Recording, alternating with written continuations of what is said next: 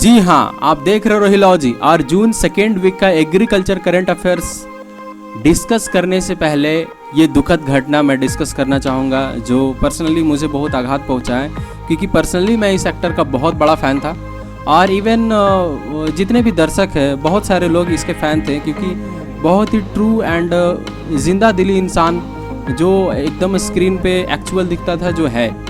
तो इन्होंने जो सुसाइड कमिट किया है और ये बहुत ही दुखद घटना है और इसके पीछे रीज़न क्या बताया जा रहा है जो पता चल रहा है, एक्सपर्ट्स लोग कह रहे हैं कि पिछले 6 महीने से बहुत डिप्रेशन में थे और पता नहीं इनका पर्सनल लाइफ क्या था, मगर लोगों का कहना है या इवन ऑन स्क्रीन दिखता है कि इनका ऑन स्क्रीन जो लाइफ है फेम के केस में, सक्सेस के रेट के केस में, तो ये सब चीज़ सही चल रहा था, सिवाय इसके ये डिप्रेशन में क्यों थे इसका पता नहीं चल पा रहा है। तो ये बहुत ही दुखद घटना। और दूसरी बात ये कि आप कोई भी हो, अब अगर लाइफ में आपको लगता है कि आप डिप्रेशन में है या डिप्रेशन में जा रहे हैं तो प्लीज़ अपने फ्रेंड से बात कीजिए, फ्रेंड से डिस्कस कीजिए और इसको ख़त्म कीजिए, क्योंकि एक्सपर्ट्स का कहना है कि डिप्रेशन जो है ये एक तरह की बीमारी है और इंसान को धीरे धीरे खा जाता है अंदर से और एक ऐसा मेंटल सेटअप हो जाता है कि आदमी सुसाइड कर लेता है। बाहर से दिखता है कि बहुत ही मुश्किल काम है, ऐसा करना नहीं चाहिए, कायर लोगों का काम है, मगर मेंटल ऐसा सेटअप बन जाता है कि लोग सुसाइड कर लेते हैं। तो इन सब चीज़ों से बचें, फ्रेंड्स के साथ रहें, पर्सनल प्रॉब्लम जो भी हो अपने लोगों के साथ ज़रूर डिस्कस करें। तो चलिए आगे बढ़ते हैं। बिफोर वी स्टार्ट, अगर आप इस चैनल पे नए हैं और आपने अभी तक चैनल को सब्सक्राइब नहीं किया है तो सब्सक्राइब कर लें और बेल आइकन को भी दबा दें ताकि रिसेंट अपडेट्स आपको मिलते रहें और बहुत ही मेहनत से और बहुत ही इंपॉर्टेंट अपडेट्स आपके लिए मैं लेकर आता हूं। तो आप चैनल को सब्सक्राइब करना ना भूलें।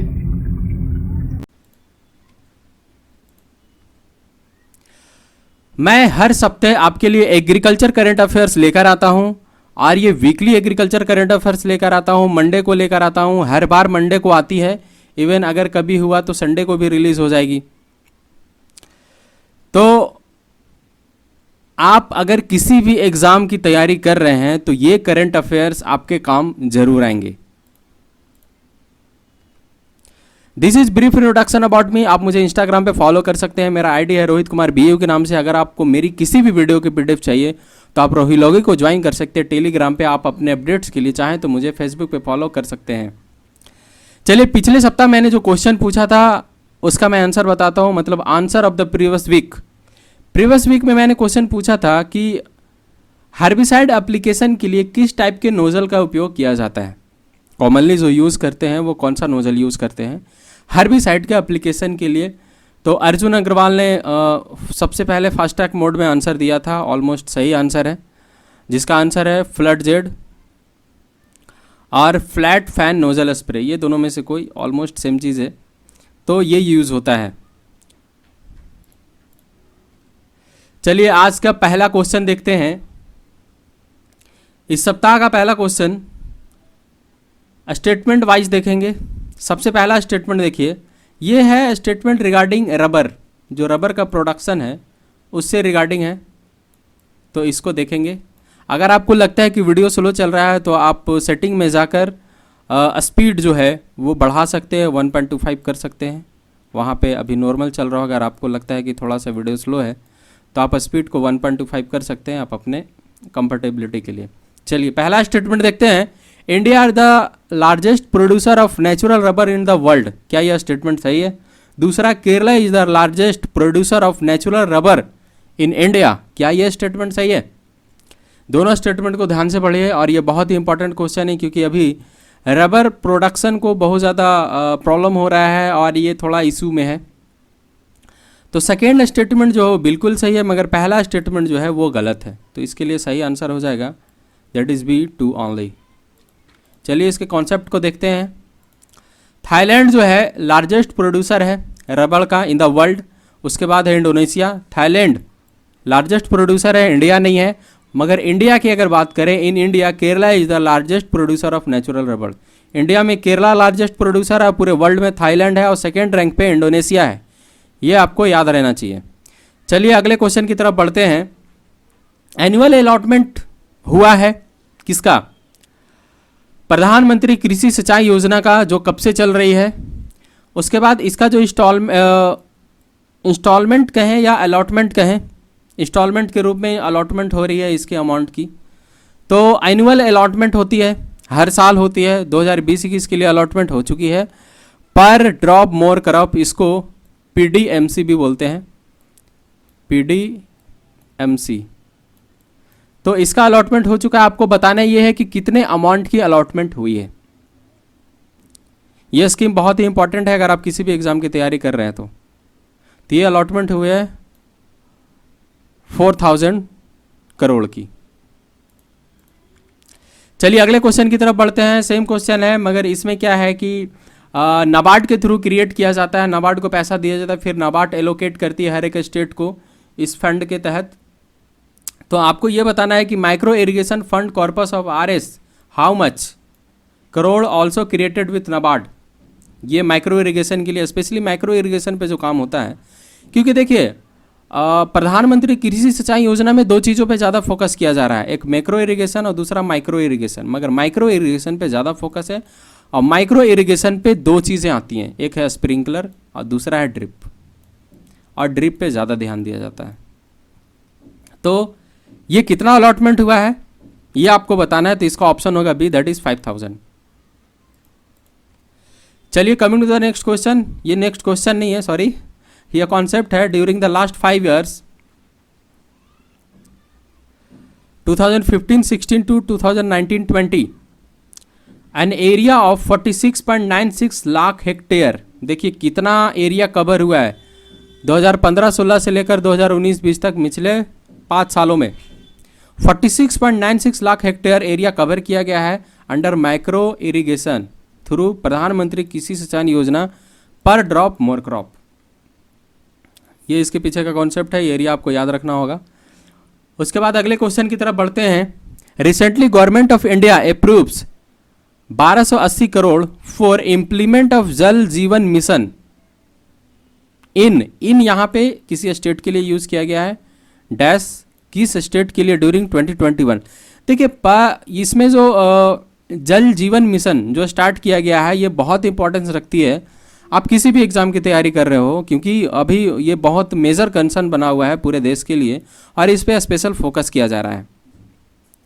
तो ये दिया गया है मध्य प्रदेश को 1280 करोड़ इम्प्लीमेंटेशन के लिए। आप इसको और भी स्टेट के लिए देख सकते हैं क्या क्या अलॉटमेंट हुए हैं उनको।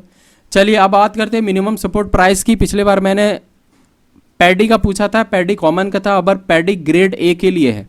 धीरे धीरे करके सारे MSP याद करा दिए जाएंगे। मैंने पहले ही बताया था अगर आप सारे MSP को एक साथ याद करने बैठते हैं तो यू विल बी कन्फ्यूज्ड। तो आप आराम से याद करें, एक एक करके याद करें, एग्ज़ाम भी नज़दीक नहीं है तो आपको आराम से याद हो जाएगा। तो ग्रेड A के लिए MSP कितना डिसाइड किया गया है पैडी का, तो ये है 1888 रुपया, ये आपको याद रखना है। 1868 रुपया है कॉमन के लिए। Coming to the next question. Recently world food price, ये बहुत इंपॉर्टेंट है, 2020 अनाउंस्ड हो गया है। आपको बताना है कि इनके लॉरिएट कौन है इस बार के 2020 के, किनको मिला है, कौन से साइंटिस्ट को मिला है। ये साइंटिस्ट इंडो अमेरिकन है, इंडियन है और अमेरिका में साइंटिस्ट हैं इंडो अमेरिकन। तो आपको बताना है ये कौन से साइंटिस्ट है। MS स्वामीनाथन को सबसे पहले मिला था 1987 में। मैं आपको बता दूं 1986 से वर्ल्ड फूड प्राइस दिया जा रहा है। डॉक्टर सुल, इनका नहीं पता, डॉक्टर खुराना, इनको भी नहीं मिला है। तो ये मिला किनको है, ये मिला है डॉक्टर रतनलाल को। Coming to the next question, which variety of bamboo is used for making agarbatti sticks. जो हम लोग डेली अगरबत्ती घर में जलाते हैं तो उसमें बैम्बू की कौन सी वैरायटी यूज़ की जाती है, ये आपको बताना है। बहुत सारी वैरायटीज़ है इंडिया में, येलो बैम्बू भी मिलता है, ग्रीन बैम्बू भी मिलता है। तो आपको बताना है कि बैम्बू की कौन सी ऐसी वैरायटी है जिसको यूज़ किया जाता है। तो ये है बैम्बूसा टुल्डा। तो आइए इसके बारे में थोड़ा सा जान ले। 136 varieties of bamboo are used in या आर फाउंड इन इंडिया। और अगरबत्ती बनाने के लिए जो वैरायटी यूज़ की जाती है वो है बैम्बूसा टुल्डा। मतलब KVIC khadi village industries corporation जो है ये इस पे थोड़ा ज़ोर दे रही है और इस पे काम भी किया जा रहा है बहुत ज़्यादा, क्योंकि सेल्फ सफिशिएंट बनाना है अगर हमारे इंडियन फार्मर्स को, तो कुछ इनकम भी इससे जनरेट किया जा सकता है। नेक्स्ट 3 to 4 ईयर्स में ऐसा अनुमान लगाया जा रहा है कि बहुत ज़्यादा इसमें इंक्रीमेंट होगा। नेक्स्ट क्वेश्चन इसी से है, बैम्बू से रिलेटेड स्टेटमेंट दिए हुए हैं, 4 स्टेटमेंट दिए हुए हैं। चारों स्टेटमेंट्स को ध्यान से पढ़ना है और आपको आंसर करना है।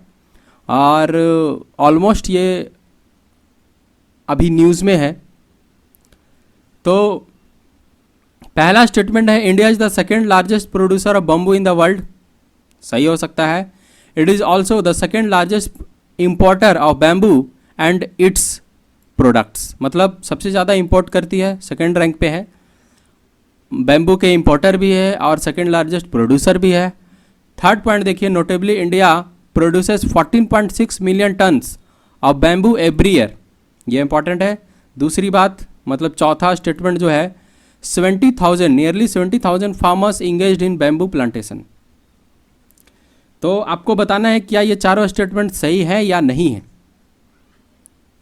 तो ये चारों स्टेटमेंट सही हैं। इंडिया सेकेंड लार्जेस्ट प्रोड्यूसर भी है बैम्बू का और इंपोर्ट भी बहुत ज़्यादा करता है। तो इसी पे हाल फिलहाल में गवर्नमेंट ने कुछ एक्शन लिया है। एक्शन क्या लिया है कि इसका जो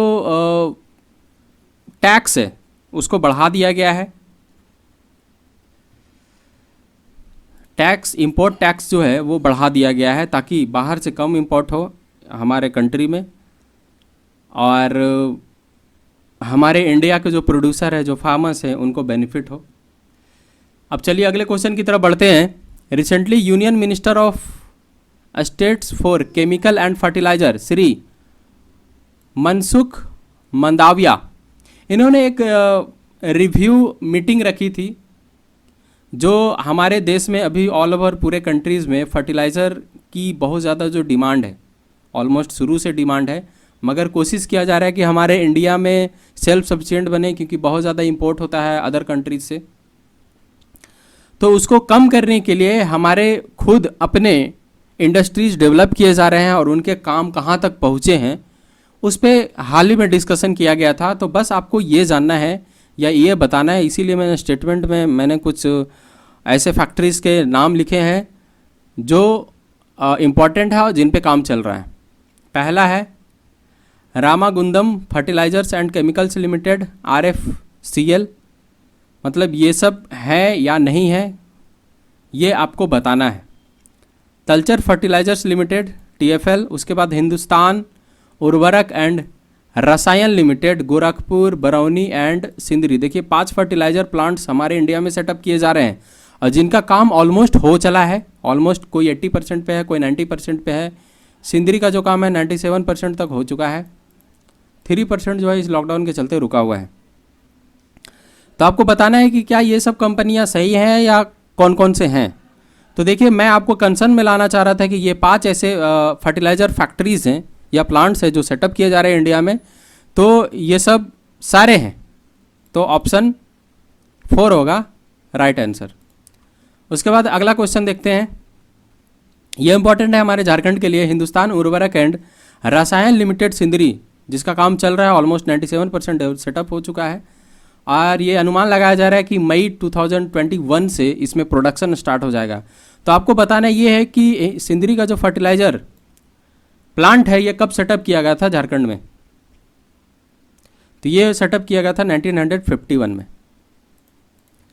coming to the next question, अगला क्वेश्चन है उसी से बैम्बू से रिलेटेड है। The central government's decision to increase import duty on bamboo stick from 10% to, बढ़ाकर कितना कर दिया गया है ये आपको बताना है। बैम्बू स्टिक्स मैंने बताया कि सेकेंड इंपोर्टर है पूरे वर्ल्ड में। तो बैम्बू स्टिक्स बहुत ज़्यादा अदर कंट्रीज से हमारे देश में इंपोर्ट किए जाते हैं। तो उसको कम करने के लिए तो इंपोर्ट ड्यूटी बढ़ा दिए गए हैं। तो कितना बढ़ा दिया गया है, पहले 10% था, बढ़ाकर कितना किया गया है। Will open up new Avenue self employed in the country. मतलब ये बढ़ा देने से क्या होगा कि हमारे कंट्री में अदर कंट्रीज जो इंपोर्ट होते हैं वो कम होंगे और हमारे अपने कंट्री में जो प्रोडक्शन होती है वो बढ़ेगी on the basis of demand. तो ये इसका सही आंसर है ऑप्शन ए, दैट इज 25%। 10 से 25% कर दिया गया है।